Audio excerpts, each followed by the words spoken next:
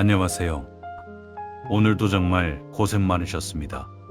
수면을 유도하는 특정 주파수 목소리 녹음으로 들려드릴 이야기는 어른이 들어도 유치하지 않고 깊은 여운과 교훈이 담긴 전래동화입니다. 지금 바로 이야기와 함께 잠의 여정으로 떠나보시죠. 눈을 감고 잠에 들 시간입니다.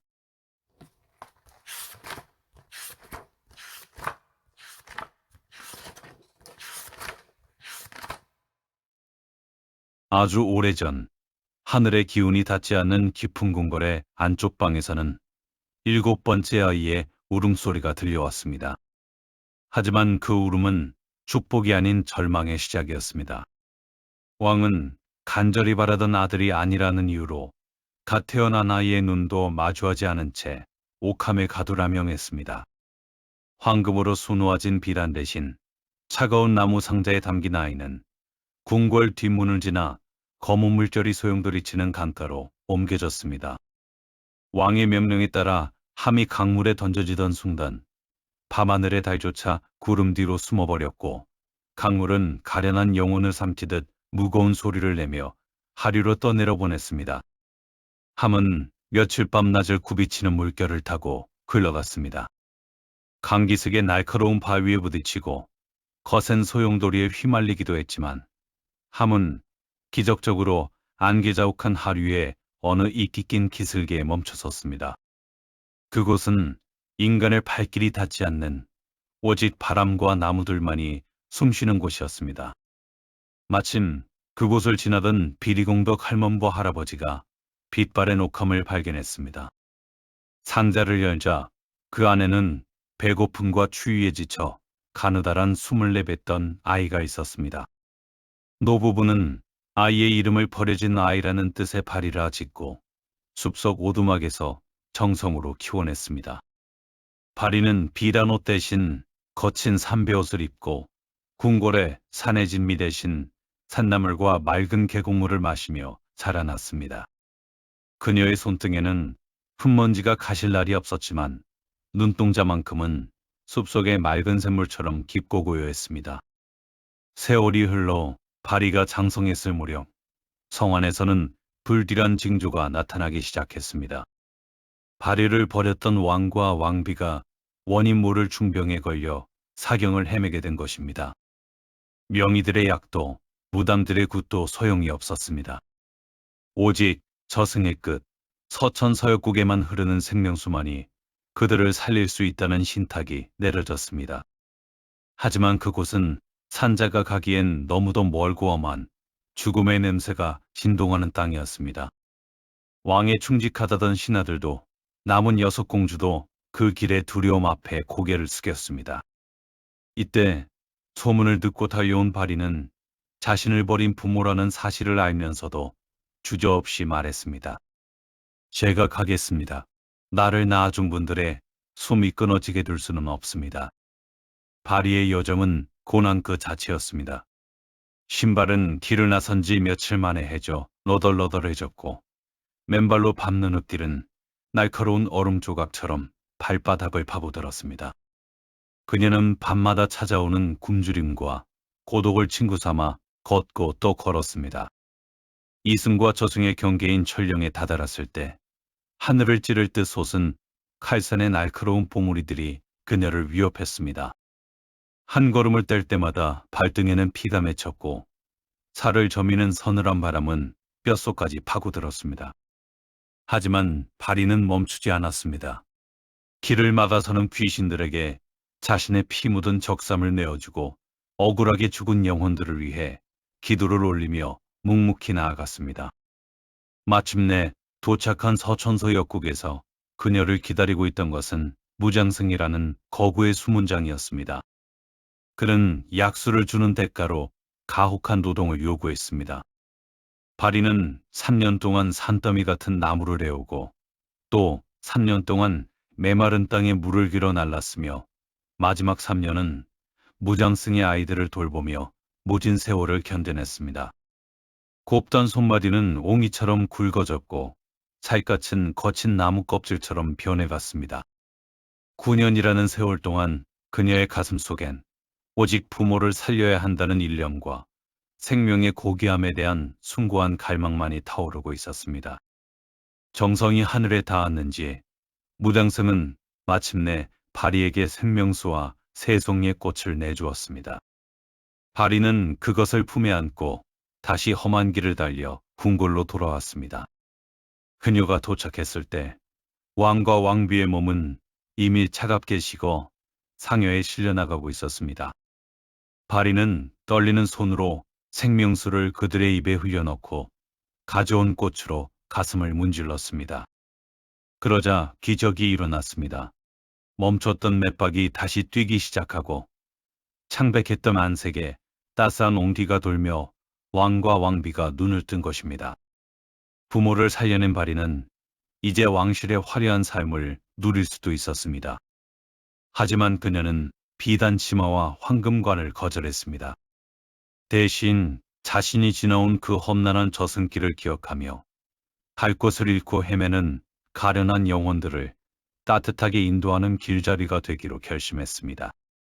그녀는 이제 부조신이라는 이름으로 산자와 죽은 자의 경계에 서서 이 세상의 모든 아픔과 상처를 보듬는 영원한 어머니가 되었습니다. 멀리서 들려오는 물결 소리는 바리가 건넜던 그 강물의 소리일지도 모릅니다.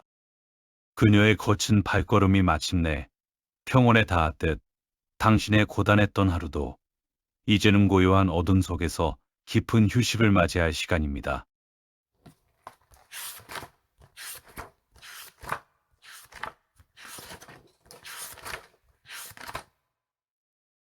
아주 먼 옛날 어느 마을에 아들 셋만 둔 유복한 부부가 살고 있었습니다.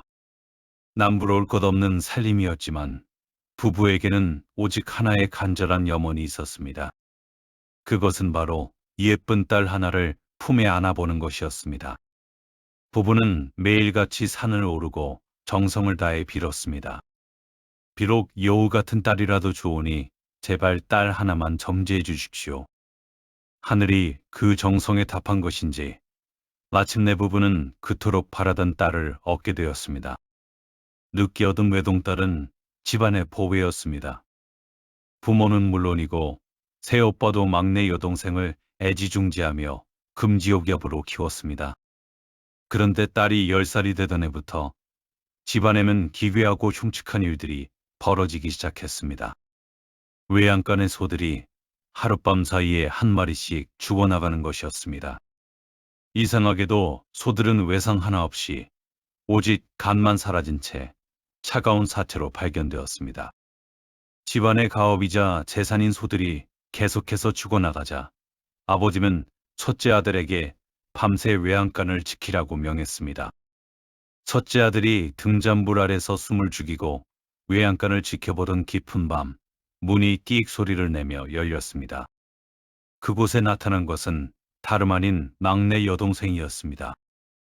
여동생은 주위를 살피더니 볏짚 위에 누워있는 소에게 다가가 가느다란 손을 소의 몸속으로 쑥 집어넣어 간을 꺼내 먹고는 입가에 묻은 피를 닦으며 아무 일 없었다는 듯 방으로 돌아갔습니다. 다음 날 아침 첫째 아들은 자신이 본 공포스러운 광경을 아버지에게 고했습니다. 하지만 눈이 먼 아버지는 오히려 화를 냈습니다. 네가 감히 하나뿐인 여동생을 시기하여 짐승으로 몰아넣느냐. 아버지는 첫째 아들을 집에서 내쫓았습니다. 둘째 아들도 똑같은 광경을 목격하고 진실을 말했지만 역시 매정한 매질과 함께 쫓겨나고 말았습니다. 셋째 아들마저 그 끔찍한 진실을 보았을 때 그는 형들의 운명을 떠올리며 아무것도 보지 못했다고 거짓을 말했습니다. 결국 진실을 말한 자들은 떠나고 거짓을 택한 자만이 남은 집안에는 적막한 평화가 감돌았습니다. 집을 떠나 정처 없이 떠돌던 첫째와 둘째 아들은 깊은 산 속에서 도사를 만나 도수를 배우며 때를 기다렸습니다. 그들은 하얀색, 빨간색, 파란색의 세 가지 신비로운 병을 얻어 다시 고향집으로 향했습니다. 오랜 세월이 흘러 도착한 고향집은 예전의 활기는 온데간데 없고 마당에는 잡초만이 무성하며 집은 폐허처럼 변해 있었습니다. 그곳에서 그들을 맞이한 것은 성숙한 여인이 된 여동생뿐이었습니다. 오빠들, 왜 이제야 왔어? 부모님과 셋째 오빠는 모두 돌아가시고 나 혼자 남았어. 여동생은 반갑게 웃으며 오빠들을 위해 음식을 준비하겠다고 안방으로 들어갔습니다. 하지만 문틈으로 본 여동생의 그림자는 꼬리가 9 달린 여우의 형상을 하고 있었습니다. 그녀는 방 안에서 입을 크게 벌리고 칼을 갈며 중얼거렸습니다. 오빠들의 간까지 먹으면 나는 진짜 사람이 될 수 있어. 공포에 질린 형제는 곧장 집을 뛰쳐나와 산으로 도망치기 시작했습니다. 잠시 후 등 뒤에서 무시무시한 괴성이 들려왔습니다. 거기서 내 간을 두고 어디가? 여우로 변한 여동생은 눈 깜짝할 사이에 형제들의 턱 밑까지 쫓아왔습니다. 첫째 아들은 먼저 하얀 병을 던졌습니다. 그러자 그 자리에 수천 개의 가시덩굴이 솟아올라 여우의 발을 묶었습니다. 하지만 여우는 날카로운 발톱으로 가시를 끊어내며 다시 달려들었습니다. 이번에는 빨간 병을 던졌습니다. 순식간에 거대한 불바다가 일어나 여우의 앞길을 막았습니다. 여우가 비명을 지르며 주춤하는 사이 형제들은 필사적으로 달렸습니다. 마지막으로 파란 병을 던지자 그 자리에 깊고 넓은 바다가 생겨났습니다. 거센 물결에 휩쓸린 여우는 끝내 물속으로 가라앉으며 마지막 단명을 내뱉었습니다. 조금만 더 있으면 진짜 사람이 될 수 있었는데. 여우가 사라진 자리에는 고요한 침묵만이 남았습니다. 형제들은 폐허가 된 집으로 돌아가 부모님의 유골을 수습하며 눈물을 흘렸습니다. 맹목적인 사랑과 잘못된 믿음이 얼마나 무서운 결과를 초래하는지, 그리고 진실을 외면한 대가가 얼마나 처참한지 뼈저리게 느끼며 그들은 길고 긴 밤을 지새웠습니다. 밤 공기가 차갑게 내려앉습니다.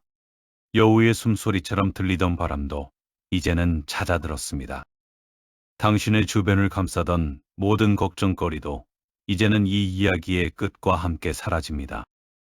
이제 무거운 눈꺼풀을 내리고 당신만의 안전한 꿈속으로 평온하게 걸어 들어가십시오.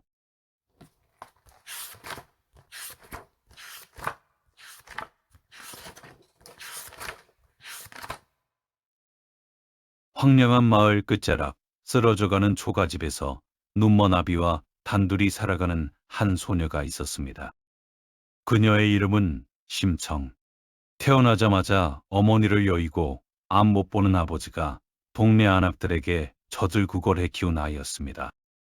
청이는 자라나며 자신의 눈이 되어준 아버지의 지팡이가 되었고, 해진 옷을 뒤워 입으며 아침 저녁으로 남의 집 일을 도와 아버지를 봉연했습니다. 가나는 그림자처럼 그녀를 따라다녔지만 청이의 마음은 밤마다 아버지를 위해 정화수를 떠놓고 비는 달빛처럼 맑고 투명했습니다. 그러던 어느 날 아버지는 개천에 빠져 허우적대다 지나가던 몽운사 화주승에게 구조되었습니다. 공양미 300석을 시주하면 눈을 뜰 수 있다는 스님의 말에 아버지는 앞뒤 가리지 않고 덜컥 약속을 해버리고 말았습니다.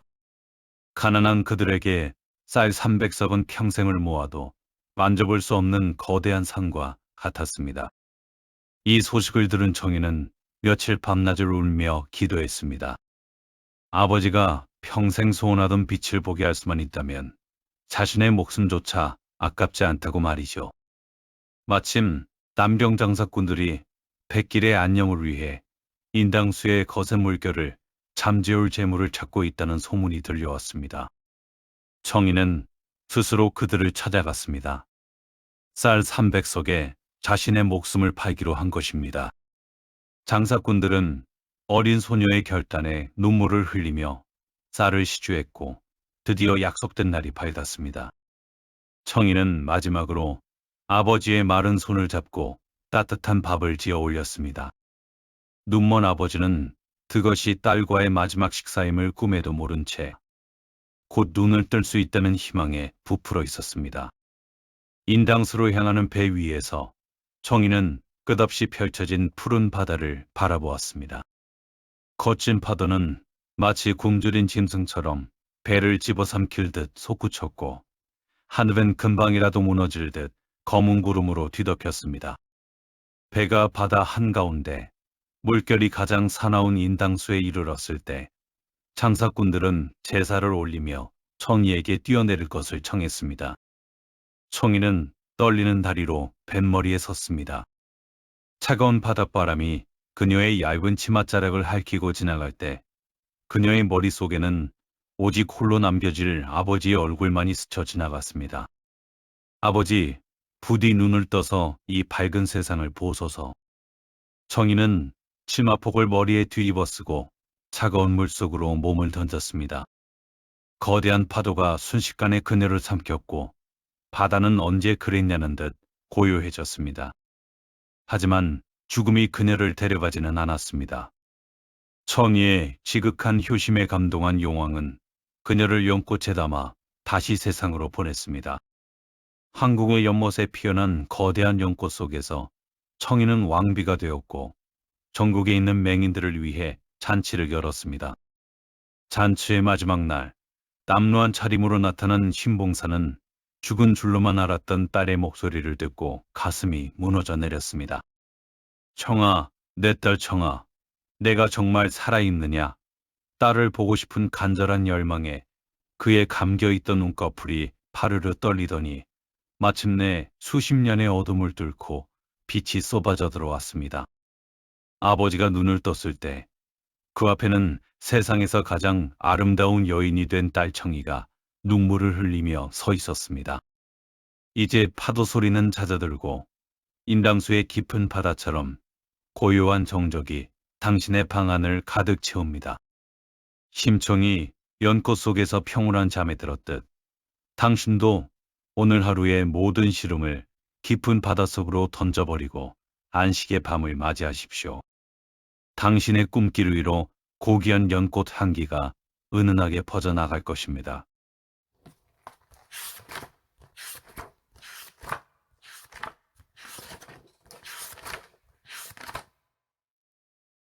아주 먼 옛날, 자식이 없어 외로이 살던 어느 노부부에게 기적처럼 아이가 생겼습니다. 하지만 그 아이는 부모의 기쁨이 되기도 전에 큰 충격을 안겨주었습니다. 태어난 아이가 인간의 모습이 아닌 징그럽고 거대한 구렁이의 형상을 하고 있었기 때문입니다. 이웃들은 괴물이라며 수군댔지만 부부는 아이를 차마 내치지 못하고 정성껏 키웠습니다. 구렁덩덩 신선비라 이름 붙여진 아이는 집안의 어두운 구석에서 허물을 겹겹이 두른 채 자라났습니다. 그 징그러운 껍데기 속에 어떤 고귀한 영혼이 숨겨져 있는지 그때는 아무도 알지 못했습니다. 신선비가 장성하자 이웃집 세 자매에게 청혼을 했습니다. 첫째와 둘째는 구렁이의 흉측한 외모에 질색하며 침을 뱉고 돌아섰지만 마음씨 고운 셋째 딸만은 달랐습니다. 그녀는 겉모습 너머에 있는 신선비의 맑은 눈동자를 보았습니다. 운명이라면 받아들이겠습니다. 그녀의 승낙과 함께 혼례가 치러진 첫날 밤 기적이 일어났습니다. 신선비가 겹겹이 쌓인 구렁이 허물을 벗자 그 안에서 눈부시게 아름다운 선비의 모습이 나타난 것입니다. 그는 밤마다 허물을 벗고 아내와 시간을 보냈고 낮에는 다시 구렁이 허물을 뒤집어 쓰고 지냈습니다. 하지만 행복은 질투를 불렀습니다. 신선비는 아내에게 내가 없는 동안 절대로 이 허물을 태우거나 남에게 보이지 마시오라는 엄한 당부를 남기고 먼 길을 떠났습니다. 그러나 신선비의 정체를 시기한 두 언니가 동생을 속이고 몰래 허물을 훔쳐 불태워버리고 말았습니다. 타오르는 허물에서 나는 매캐한 냄새는 신선비와 아내를 이어주던 유일한 끈이 타들어가는 냄새였습니다. 돌아오던 길에 자신의 허물이 타버린 것을 한 신선비는 아내에게 슬픈 눈빛을 남긴 채 호련히 자취를 감춰버렸습니다. 아내는 절망하지 않았습니다. 자신이 저지른 실수는 아니었으나 남편을 지키지 못한 죄책감을 안고 그를 찾아 머나먼 여정을 시작했습니다. 그녀가 걷는 길은 파리공주의 저승길만큼이나 고단했습니다. 험한 산을 넘고 거친 강을 건너며 신선비의 흔적을 쫓았습니다. 발바닥이 터져 진물이 나고 옷가지가 누더기가 되어도 그녀는 멈추지 않았습니다. 길을 묻는 까마귀에게 제사를 베어 먹이고 빨래하는 안악들의 산더미 같은 빨래를 대신해주며 신선비가 있는 하늘나라의 입구에 도달했습니다. 하늘나라에서 신선비는 이미 다른 여인과 혼례를 치르려 하고 있었습니다. 아내는 자신이 신선비의 진짜 아내임을 증명하기 위해 가혹한 시험을 견뎌야 했습니다. 호랑이가 지키는 산에서 얼음을 깨고 물을 길어오고 바늘더미에서 실 한 가닥을 찾아내는 등 인간의 한계를 시험하는 고통이 이어졌습니다. 하지만 신선비를 향한 그녀의 그리움은 그 어떤 시련보다 강했습니다. 묵묵히 모든 고난을 이겨내는 아내의 모습에 신선비는 마침내 그녀의 손을 다시 잡았습니다. 두 사람은 온갖 역경을 딛고 다시 지상으로 내려와 행복한 삶을 살았습니다. 신선비가 벗어던진 구렁의 허물은 더 이상 흉측한 껍데기가 아니라 진정한 사랑을 찾기 위해 견뎌야 했던 인내의 훈장이었습니다. 아내의 헌신적인 사랑은 껍데기에 갇혀있던 신선비를 세상 밖으로 끌어냈고 두 사람의 이야기는 보이지 않는 진실을 믿는 이들에게 커다란 위로가 되었습니다. 이제 밤의 깊은 정막이 당신의 주변을 감싸 안습니다. 신선비가 그 무거운 허물을 벗고 자유로워졌듯 당신도 오늘 하루 당신을 짓누르던 모든 가십과 책임의 허물을 이제는 편안히 벗어던지십시오. 당신의 본 모습 그대로 가장 평온하고 안락한 꿈의 침실로 천천히 걸어 들어가십시오.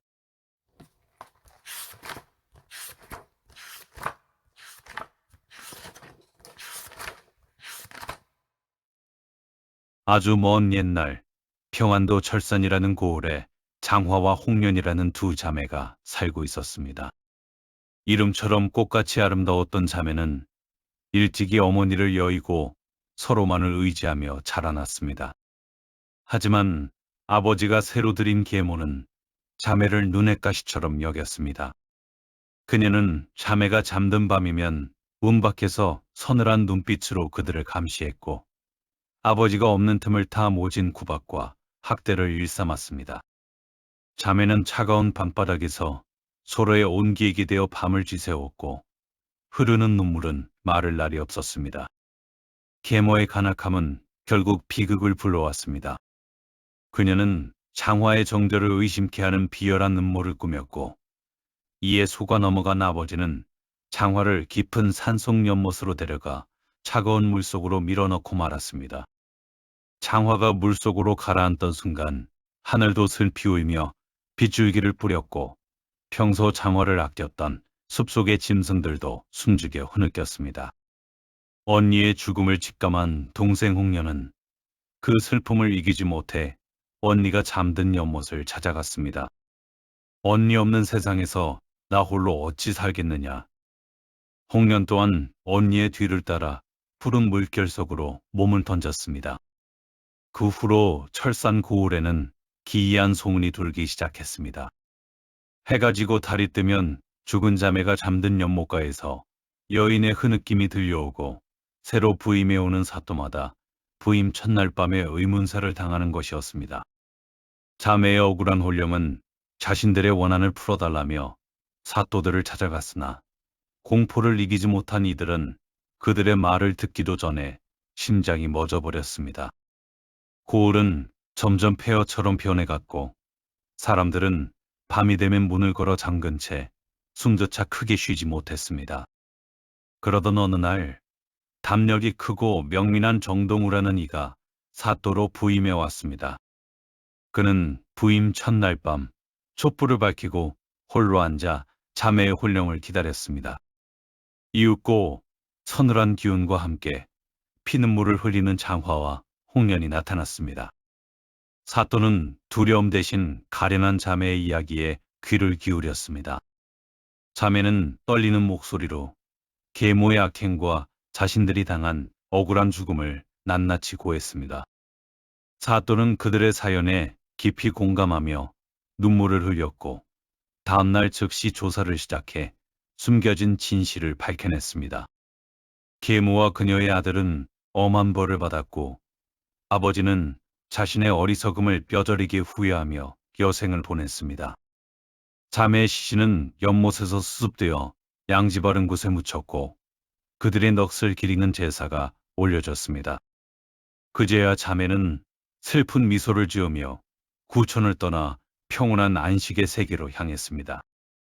사람들은 그 후로 두 자매가 하늘의 꽃이 되어 밤마다 세상을 지켜준다고 믿었습니다. 이제 자매의 시린 눈물 소리도 닫힌 문틈 사이에 서늘한 기운도 모두 사라졌습니다. 당신의 가슴 속에 맺혔던 작고 사소한 억울함들도 이제는 이 이야기의 끝과 함께 씻겨 내려갈 것입니다. 장화와 홍련이 비로소 맞이했던 그 깊은 평온함이 오늘 밤 당신의 방안을 가득 채우길 바랍니다. 이제 무거운 마음의 문을 닫고 고요하고 아늑한 잠의 품으로 깊숙이 들어가십시오.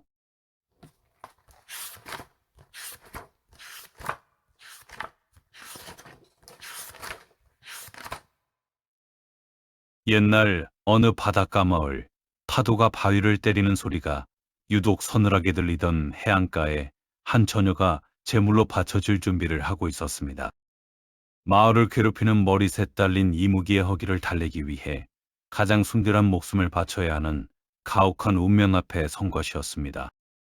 그녀가 차가운 바닷바람을 맞으며 마지막 눈물을 흘리고 있을 때 한 청년이 나타나 그녀의 손을 잡았습니다. 울지 마시오. 내가 저 괴물을 베고 당신을 이 비극에서 구해내겠소.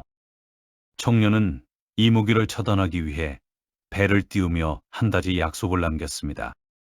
승리하여 살아 돌아온다면 흰 깃발을 달 것이요. 만약 패배하여 죽음을 맞이한다면 붉은 깃발을 달고 돌아오겠다는 서글픈 약속이었습니다. 청년이 떠난 날부터 처녀의 시간은 멈춰버렸습니다. 그녀는 매일같이 바닷가 높은 바위에 올라 수평선 끝을 바라보았습니다. 아침이면 붉게 타오르는 해를 보며 그의 무사를 빌었고 밤이면 은밀하게 흐르는 달빛 아래서 그의 발소리를 환청처럼 들었습니다. 하루가 지나고 열흘이 지나며 처녀의 그리움은 바다보다 깊어갔습니다. 누군가를 위해 자신의 모든 안녕을 포기하고 오직 한 사람의 생활만을 기다리는 그 시간은 그녀에게 있어 이 세상 그 무엇보다 숭고한 수행과도 같았습니다. 100일이라는 시간 동안 그녀가 견뎌낸 것은 단순히 이무기에 대한 공포가 아니라 사랑하는 이를 잃을지도 모른다는 근원적인 불안이었습니다. 약속했던 100일째 되는 날, 저 멀리 앙대를 헤치고 배 한 척이 모습을 드러냈습니다. 처녀의 심장은 퍼질 듯 뛰기 시작했습니다. 하지만 배가 가까워질수록 그녀의 눈동자는 경악과 절망으로 물들어갔습니다. 돛대 위에서 펄럭이는 것은 눈부신 흰색이 아니라 처연 하리만치 붉은 깃발이었기 때문입니다. 처녀에게 그 붉은 빛은 청년의 죽음이자 자신을 구하려다 쓰러진 고귀한 영혼의 피로 보였습니다. 그녀는 그가 없는 세상은 더 이상 빛이 없는 어둠일 뿐이라 확신했습니다.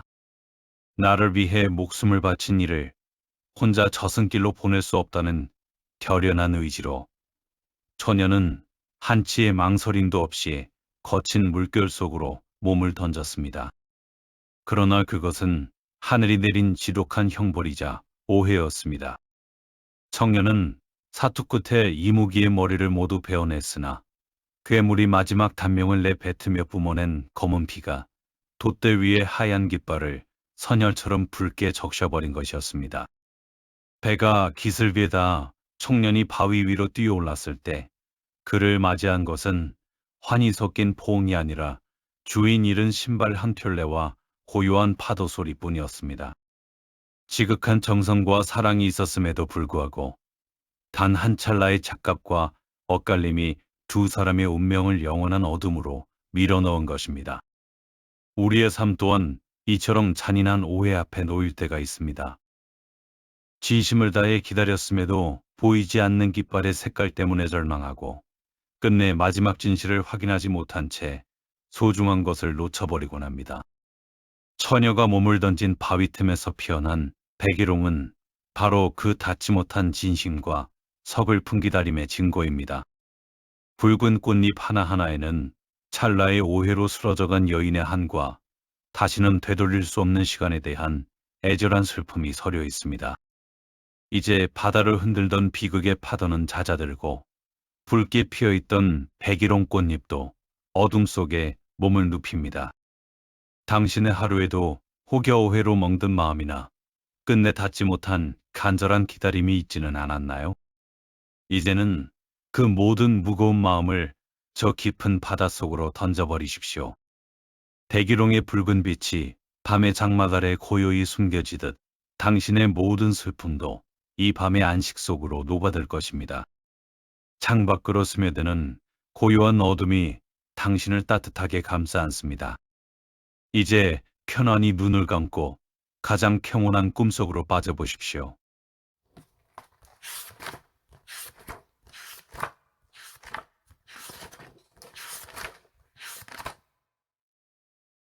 깊은 산속, 인간의 발길이 닿지 않는 어느 이름 모를 골짜기 아래에는 바위 틈새를 뚫고 솟아오르는 기묘한 샘물이 있었습니다.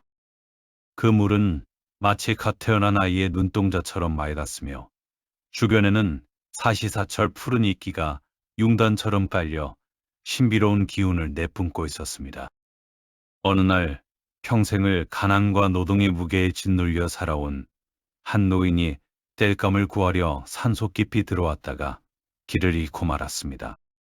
지친 다리를 이끌고 도착한 그곳에서 노인은 타는 목을 죽이기 위해 한 바가지의 샘물을 들이켰습니다. 그것은 물이 아니라 태초의 생명력이었습니다. 물이 목구멍을 타고 내려가는 순간 노인은 가슴 깊은 곳에서부터 뜨거운 열기가 퍼져나가는 것을 느꼈습니다. 구부정했던 허리가 대나무처럼 곧게 펴지고 주름진 손등에서는 세월의 흔적이 마법처럼 사라졌습니다. 거울 같던 물속에 비친 자신의 모습은 더 이상 기력 없는 노인이 아니라 힘이 넘치던 젊은 시절의 청년이었습니다. 노인은 기쁨에 차 집으로 달려갔고 영문을 모르던 할머니 역시 샘물을 마시고 아리따운 새댁으로 변했습니다. 두 사람은 잃어버렸던 시간을 되찾았다는 환희에 젖어 서로의 손을 맞잡았습니다. 하지만 이 기적 같은 소식은 이웃집 욕심쟁이 노인의 귀에 들어가고 말았습니다. 그는 샘물의 위치를 캐물은 뒤 한 걸음에 산속으로 달려갔습니다. 그의 머릿속에는 오직 하나, 남들보다 더 젊어지고 더 오래 살고 싶다는 끝없는 욕망뿐이었습니다. 샘터에 도착한 욕심쟁이 노인은 한 바가지로 만족하지 못했습니다.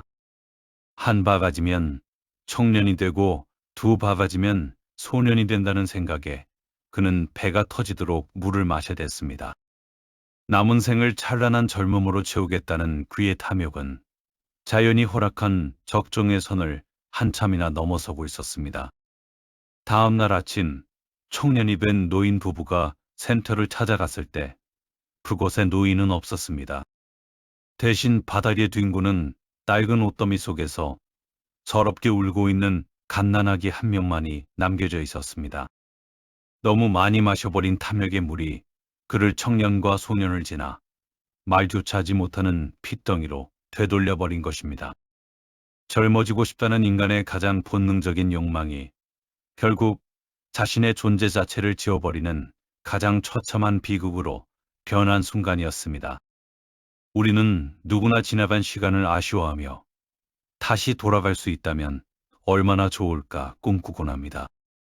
하지만 흐르는 강물을 거슬러 오를 수 없듯 우리에게 주어진 시간의 무게를 오롯이 견디는 것이야말로 진정한 삶의 순리일지도 모릅니다. 욕심쟁이 노인이 되찾으려 했던 것은 젊음이었을까요? 아니면 자신의 끝을 인정하고 싶지 않았던 나약한 아집이었을까요? 백발의 주름 속에는 그가 견뎌온 세월의 지혜와 가치가 담겨 있었지만 그는 그것을 낡은 껍데기로만 여기고 버리려 했습니다. 이제 산골짜기의 신비로운 샘물 소리도 밤의 정막 속에 잦아듭니다. 당신이 오늘 하루를 보내며 쌓아온 피로와 고민들, 그것 또한 당신이 열심히 살아냈다는 고귀한 훈장입니다. 억지로 시간을 되돌리려 애쓰기보다 오늘 하루를 견뎌낸 당신 자신을 따뜻하게 안아주십시오. 샘물에 비친 자신의 모습이 어떠하든 당신은 이미 그 자체로 충분히 아름답고 고귀한 존재입니다. 창밖의 어둠이 당신의 고단한 육신을 평온하게 감싸 안습니다. 이제 탐욕도 미련도 모두 내려놓고 저 깊고 안온한 잠이 샘물 속으로 천천히 몸을 이십시오.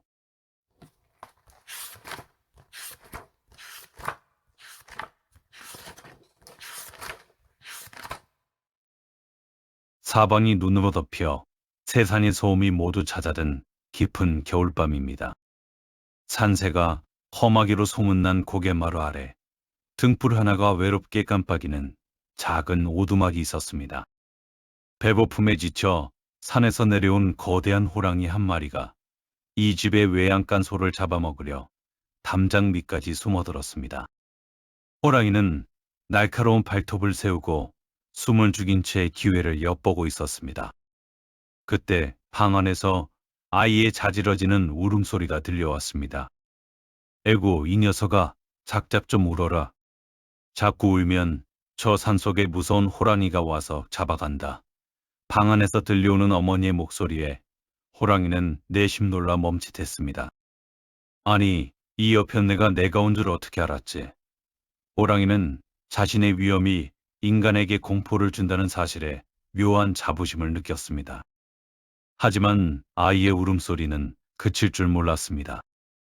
호랑이보다 무서운 곰이 왔다. 또 그쳐라. 어머니는 더 무서운 짐승들을 열거했지만 아이는 세상이 떠나가라 울어댔습니다. 호랑이는 당혹스러웠습니다. 호랑이도 곰도 안 무섭단 말인가? 이 아이는 도대체 정체가 무엇이냐? 그때였습니다. 어머니가 나직하고 부드러운 목소리로 한마디를 던졌습니다. 자, 여기 곶감이다. 뚝. 그러자 그치지 않을 것 같던 아이의 울음이 거짓말처럼 딱 멈췄습니다.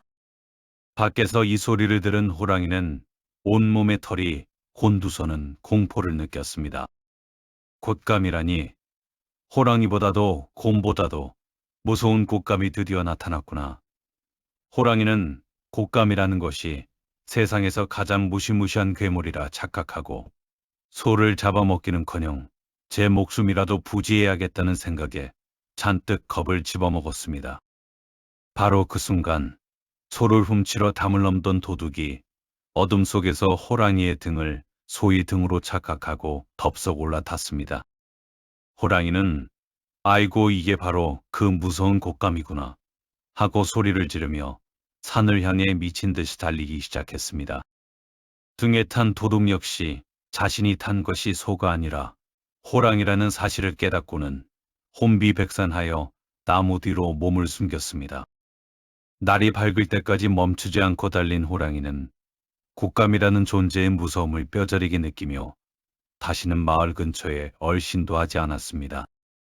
우리는 살아가며 때로 호랑이보다 거대한 근심과 공포에 직면하곤 합니다. 하지만 그 거대한 두려움을 잠재우는 것은 언제나 더 큰 힘이 아니라 어머니가 건넨 곶감처럼 아주 작고 달콤한 위로의 한마디일 때가 많습니다. 호랑이에게는 공포의 이름이었던 곶감이 아이에게는 눈물을 닦아주는 세상에서 가장 다정한 맛이었던 것처럼 우리를 괴롭히는 문제들도 어떤 마음으로 바라보느냐에 따라 그 무게가 달라지곤 합니다. 이제 밤의 깊은 정막이 당신의 방 안을 가득 채웁니다. 오늘 당신을 울게 했던 호랑이 같은 고민이 있었다면 이제는 그만 눈물을 거두십시오. 당신의 곁에는 당신의 마음을 달래줄 달콤한 곶감 같은 평온이 기다리고 있습니다. 호랑이가 무서워 도망갔던 그 깊은 산속의 고요함이 이제는 당신을 지켜주는 든든한 울타리가 되어줄 것입니다. 창밖의 차가운 공기도 당신의 이불 속 공기를 뺏지 못합니다. 이제 모든 긴장을 풀고 가장 평화롭고 달콤한 꿈의 세계로 천천히 걸어 들어가십시오.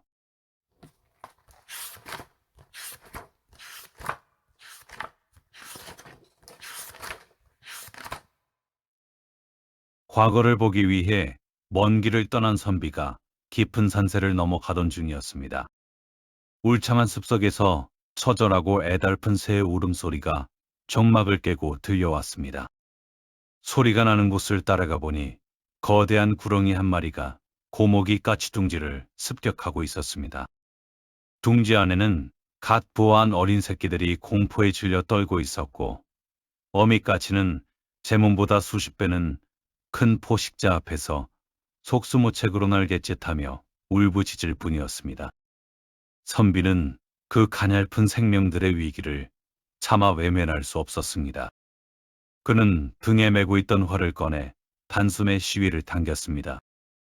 화살은 허공을 갈라 구렁이의 몸통에 정확히 꽂혔고, 포식자는 비명과 함께 땅으로 떨어져 숨을 거두었습니다. 죽음의 문턱에서 살아난 어미까치는 선비의 머리 위를 맴돌며 감사의 인사를 건네듯 한참을 울었습니다.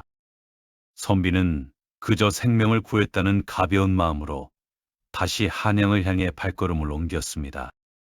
어느덧 해가 저물어 사방에 어둠이 깔리자 지친 선비는 불빛이 새어나오는 산속에 외딴 집 한 채를 발견했습니다. 집 안에는 소복을 입은 아리따운 여인이 홀로 집을 지키고 있었습니다. 여인은 길 잃은 나그네를 친절히 맞이하며 따뜻한 잠자리를 내주었습니다. 선비가 고단한 몸을 눕히고 깊은 잠에 빠져들 무렵 갑자기 숨이 막히는 압박감에 번뜩 눈을 떴습니다. 어둠 속에서 마주한 것은 여인이 아니라 낮에 죽였던 숯구렁이의 부인 구렁이였습니다. 암구렁이는 선비의 온몸을 칭칭 감아 목을 죄어오며 서늘한 도끼를 뿜어냈습니다. 내 남편을 죽인 원수를 여기서 만나는구나. 내 놈의 살점을 찢어 남편의 한을 풀어주겠다. 선비는 필사적으로 저항했지만 거대한 뱀의 힘 앞에서는 무력할 뿐이었습니다. 절망에 빠진 선비에게 구렁이는 기괴한 제안을 던졌습니다. 살고 싶다면 날이 밝기 전 저 산마루에 빈 절에 걸린 종을 3번 울려보아라. 사람의 손길이 닿지 않는 그 종이 스스로 울린다면 그것을 하늘의 뜻으로 알고 너를 살려주마. 구렁이는 비웃으며 선비의 목을 서서히 조여왔습니다. 아무도 없는 폐사지에 낡은 종이 울릴 리 없다는 것을 선비는 잘 알고 있었습니다. 시간은 무심하게 흘러 새벽의 맹이 밝아오고 선비가 모든 것을 포기하고 눈을 감던 바로 그 찰나였습니다. 정적을 깨고 육중한 종소리가 온 산을 뒤흔들었습니다. 댕하고 거대한 울림에 구렁이는 쏘스라치게 놀라 몸을 멈췄습니다. 이어지는 두 번째, 세 번째 종소리가 더 처연하고 강하게 울려 퍼지자 구렁이는 결국 약속대로 선비를 놓아주고 숲속으로 사라졌습니다. 구사일생으로 살아난 선비가 넋이 나간 채 산 정상의 절터로 달려갔을 때 그곳에는 믿을 수 없는 광경이 펼쳐져 있었습니다. 차가운 범종 아래 선비가 낮에 구해주었던 어미까치가 머리가 깨진 채 싸늘하게 식어 있었습니다. 부리도 손도 없는 미물이었기에 은혜를 갚기 위해 자신의 머리를 무쇠종에 3번이나 온 힘을 다해 들이받았던 것입니다. 종 표면에는 까치의 선혈이 붉게 튀어 있었고 깃털 몇 개가 바람에 흩날리고 있었습니다. 미물조차 자신과 자식의 생명을 구한 은혜를 잊지 않고 목숨을 바쳐 신의를 지킨 것입니다. 선비는 피투성이가 된 까치를 품에 안고 소리 높여 오열했습니다. 까치의 평온한 눈동자는 마치 은혜를 갚아 다행이라는 듯 고요했으며 그 숭고한 희생의 무게는 선비의 가슴 속에 영원히 잊지 못할 종소리로 남게 되었습니다. 우리는 살아가며 수많은 인연을 맺지만 자신의 전부를 걸어 신의를 지키는 까치의 마음을 잊고 살지는 않았는지 되묻게 됩니다. 이제 숭고한 보온 뒤에 찾아온 정적을 느끼며 당신의 고단했던 하루도 평온한 안식 속으로 흘려보내시길 바랍니다.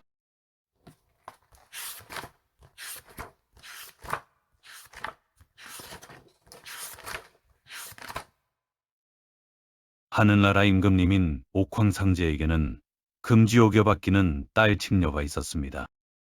직녀는 이름처럼 배를 짜는 솜씨가 천하제일이었는데 그녀가 배틀에 앉아 둑을 늘리면 하늘의 구름조차 그 결을 시샘할 만큼 아름다운 비단이 쏟아져 나왔습니다.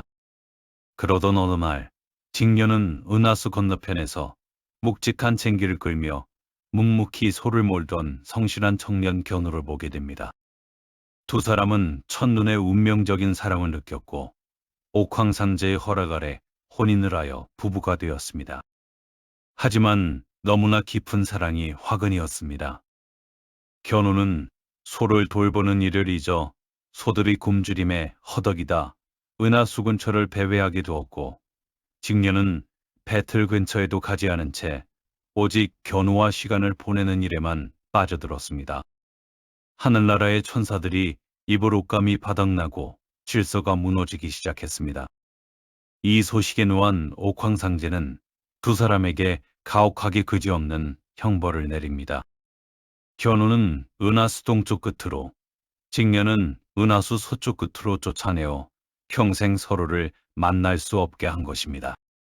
거대한 은하의 강물은 배 한 척 띄울 수 없을 만큼 물살이 깊고 험난했으며 그 강물을 가로질러 갈 수 있는 길은 하늘나라 그 어디에도 없었습니다.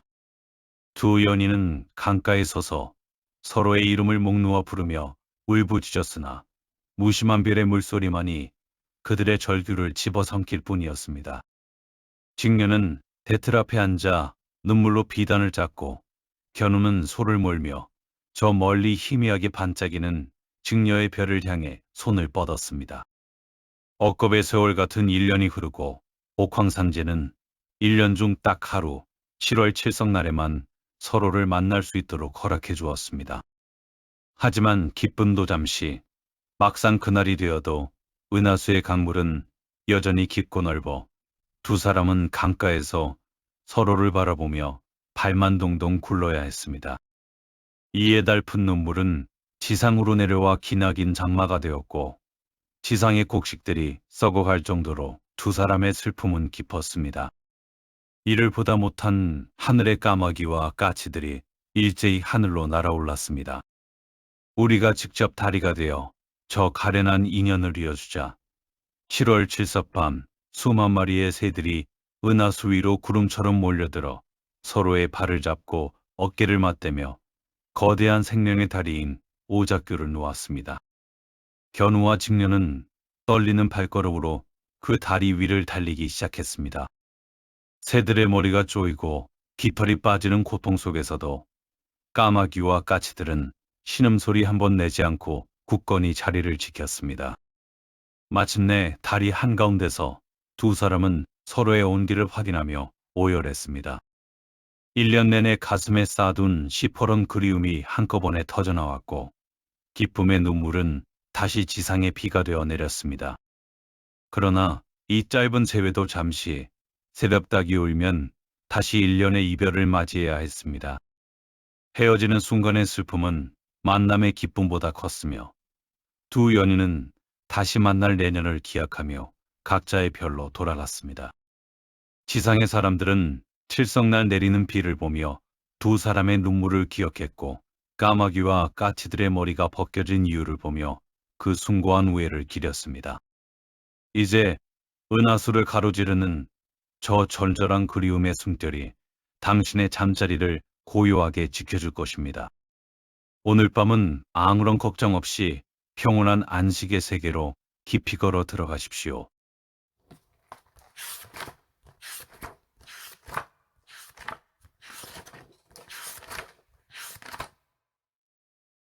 옛날 어느 깊은 산골 마을에 마음씨 착하고 노래 부르기를 유독 좋아하던 영감이 살고 있었습니다. 그에게는 태어날 때부터 그를 따라다닌 남모를 고민이 하나 있었는데 바로 왼쪽 턱 밑에 주먹만하게 매달린 커다란 혹이었습니다. 그 혹은 영감이 밥을 먹을 때마다 덜렁거리고 길을 걸을 때마다 목을 짓눌러 영감을 고통스럽게 했습니다. 동네 아이들은 영감을 볼 때마다 헛불이라 놀려댔지만 영감은 그저 허허 웃으며 자신의 처지를 노래로 달래곤 했습니다. 그러던 어느 날 평소처럼 산에 나무를 하러 깊이 들어갔던 영감은 갑작스럽게 하늘이 어두워지며 쏟아지는 장대비와 천둥번개를 마주하게 되었습니다.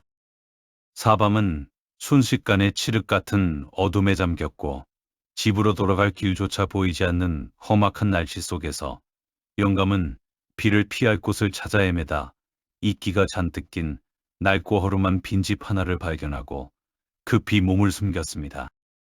빈집 안은 서늘한 냉기와 함께 정막만이 흐르고 있었습니다. 밖에서는 짐승의 울음소리와 거센 빗소리가 들려오자 겁이 많은 영감은 공포를 잊기 위해 가슴 깊은 곳에서부터 노랫가락을 뽑아내기 시작했습니다. 산이 높으면 어떠하리, 노래 부르며 살아가면 그만이지. 이놈의 혹도 내 친구니, 함께 춤추며 밤을 지새우자. 영감의 맑고 고운 노랫소리가 적막한 산골짜기를 타고 멀리 퍼져나갈 때 갑자기 문틈새로 푸른 불꽃이 일렁이더니 기괴한 형상의 도깨비 무리가 들이닥쳤습니다. 뿔이 돋아나고 눈이 부리부리한 도깨비들은 무서워하는 영감의 곁으로 다가와 덩실덩실 춤을 추며 물었습니다. 영감, 그 신비롭고 흥겨운 노랫소리는 대체 어디서 나오는 것이오? 우리도 그 소리를 갖고 싶구려. 영감은 온몸이 떨렸지만 기지를 발휘하여 자신의 턱 밑에 붙은 혹을 어루만지며 대답했습니다. 이 혹이 바로 노래주머니라오. 여기서 노래가 샘솟듯 끊임없이 흘러나오는 것이지. 노래라면 사족을 못 쓰는 도깨비들은 보물이 가득 담긴 방망이를 내놓으며 영감의 혹을 단숨에 떼어갔습니다. 신기하게도 혹은 아픔도 없이 떨어져 나갔고 평생의 짐을 벗어던진 영감은 부자가 되어 마을로 돌아왔습니다.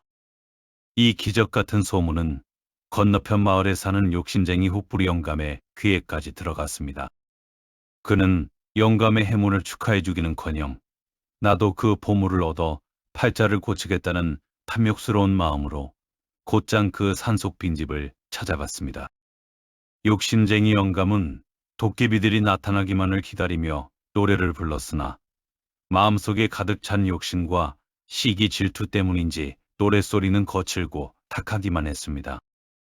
마침내 나타난 도깨비들에게 그는 자신의 혹을 내밀며 이것이 진짜 노래주머니라고 호언장담하며 보물을 요구했습니다. 하지만 지난번 영감에게 혹을 떼어갔다가 노래가 전혀 나오지 않는다는 사실을 알고 속았다고 분노하던 도깨비들은 눈을 부릅떴습니다. 이 고얀 놈, 우리를 또 속이려 드는구나. 노래 주머니는커녕 시끄러운 소리만 내는 혹을 하나 더 붙여주마. 도깨비들은 방망이를 휘둘러 영감의 오른쪽 턱에 커다란 혹을 하나 더 떡하니 붙여버렸습니다. 정직한 사람에게 혹은 삶이 애환을 견뎌내는 낙천성의 상징이었기에 운명은 그에게 예상치 못한 선물을 건넸지만 욕심쟁이에게 혹은 타인의 행운을 가로채기 위한 수단이었기에 결국 그는 두 개의 혹이라는 가혹한 형벌을 짊어진 채 평생을 수치심 속에 살아야 했습니다. 이제 도깨비들이 사라진 산속의 정적을 느끼며 당신의 오늘 하루 속에 깃들었던 순수한 마음들만 기억하십시오. 운명의 변덕 앞에서도 나를 잃지 않는 그 단단한 마음이 당신을 진정한 평온으로 이끌어줄 것입니다.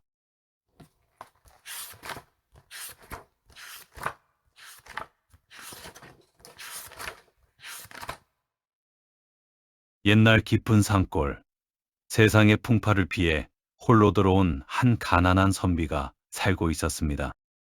그는 매일 낡은 책을 읽으며 마음을 다스렸지만 밤마다 찾아오는 지독한 외로움과 허기는 견디기 힘든 고통이었습니다. 끼니조차 잊기 어려운 처량한 신세로 하루하루를 버티던 어느 추운 겨울밤, 창밖에는 매서운 눈보라가 몰아치고 있었습니다. 그때 누군가 선비의 낡은 살인문을 조심스럽게 두드렸습니다. 문을 열어보니 그곳에는 눈바람을 맞아 온몸이 떨리고 있는 정체 모를 아름다운 여인이 서 있었습니다.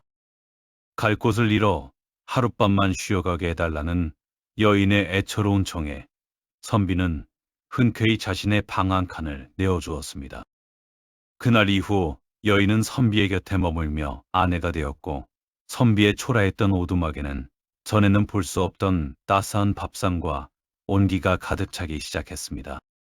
선비는 꿈만 같은 행복에 젖어들었지만 한편으로는 깊은 산속에 호련히 나타난 아내의 정체에 대해 묘한 의구심이 마음 한구석에 피어올랐습니다. 그러던 어느 날 마을에 내려갔던 선비는 길목에서 마주친 한 노승으로부터 청천벽력 같은 경고를 듣게 됩니다. 노승은 선비의 얼굴에 짙게 깔린 살기를 보더니 눈을 부릅뜨고 낮게 읊조렸습니다. 자네의 아내는 사람이 아니네. 천년의 세월을 견디며 사람의 정기를 노리는 거대한 지네가 둔갑한 것이지. 오늘 밤 그녀가 깊은 잠에 들거든 반드시 담배 쌈지의 가루를 그녀의 입안에 털어넣게. 그렇지 않으면 자네는 내일 아침을 맞이하지 못할 것이네. 노승의 말은 선비의 마음속에 의심의 불을 지폈고, 집으로 돌아온 선비는 아내의 고운 손길을 보면서도 공포에 몸을 떨었습니다. 밤이 깊어 아내가 고단한 몸을 이어 깊은 잠에 들자 선비는 떨리는 손으로 노승이 시킨 대로 담배 쌈지를 꺼내 들었습니다. 곤히 잠든 아내의 얼굴 위로 촛불이 일렁였고, 선비의 마음은 죽음의 공포와 아내에 대한 연민 사이에서 거세게 요동쳤습니다. 선비는 아내의 입가에 담뱃가루를 가져다 대었으나 그 순간 지난 세월 그녀가 자신을 위해 바친 헌신적인 사랑과 따뜻했던 미소들이 주마등처럼 스쳐 지나갔습니다. 설령 그대가 흉측한 짐승이라 할지라도 나를 향했던 그 마음만큼은 진실이었거늘 내가 어찌 목숨을 부지하고자 그대를 해치겠소. 선비는 결국 눈물을 흘리며 담배 쌈지를 창밖으로 멀리 던져버리고 아내의 손을 꼭 쥔 채 자신의 운명을 받아들이기로 결심했습니다.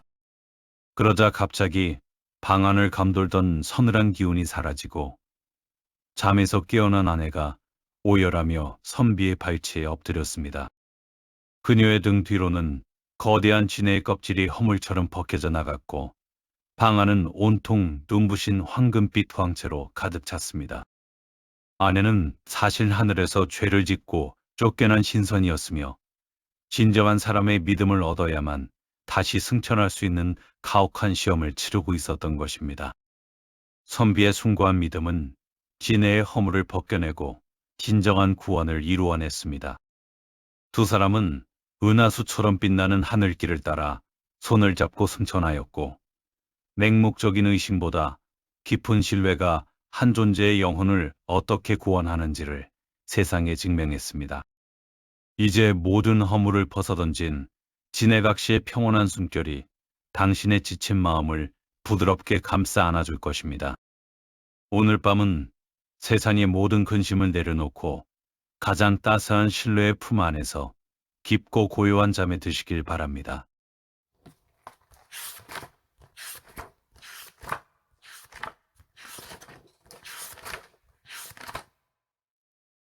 오늘 준비한 12가지의 옛 이야기가 모두 끝이 났습니다. 버려진 상처를 견디고 생명수를 찾아 떠났던 바리공주부터 믿음으로 허물을 벗어던진 진해각 씨의 이야기까지, 우리가 마주한 이 신비로운 전설들은 결국 당신의 마음속에 잠들어 있던 순수한 소망과 닮아 있을지도 모릅니다. 살아가며 마주하는 수많은 의심과 고단함은 잠시 이 밤의 정막 속에 내려놓으십시오. 견우와 직녀가 놓았던 오작교처럼, 그리고 선비가 보여준 굳건한 신뢰처럼 당신의 진심은 결국 당신을 가장 평온한 안식처로 인도할 것입니다. 오늘 하루도 정말 애쓰셨습니다. 당신의 밤이 아무런 방해 없이 깊고 고요하기를, 그리고 내일 아침은 오늘보다 조금 더 가벼운 마음으로 눈을 뜨시기를 진심으로 기원합니다. 이제 그만 눈을 감고 잠에 들 시간입니다. 안녕히 주무세요.